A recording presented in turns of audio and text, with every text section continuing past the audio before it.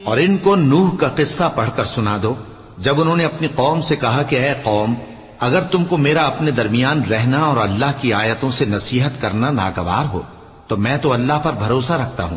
تم اپنے شریکوں کے ساتھ مل کر ایک کام جو میرے بارے میں کرنا چاہو مقرر کر لو، اور وہ تمہاری تمام جماعت کو معلوم ہو جائے اور کسی سے پوشیدہ نہ رہے، پھر وہ کام میرے خلاف کر گزرو اور مجھے مہلت نہ دو۔ اب اگر تم نے منہ پھیر لیا تو تم جانتے ہو کہ میں نے تم سے کچھ معاوضہ نہیں مانگا،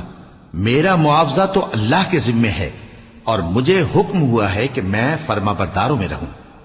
پھر ان لوگوں نے ان کی تکذیب کی تو ہم نے ان کو اور جو لوگ ان کے ساتھ کشتی میں سوار تھے سب کو طوفان سے بچا لیا اور انہیں زمین میں خلیفہ بنا دیا، اور جن لوگوں نے ہماری آیتوں کو جھٹلایا ان کو غرق کر دیا۔ تو دیکھ لو کہ جو لوگ ڈرائے گئے تھے ان کا کیسا انجام ہوا۔ پھر نوح کے بعد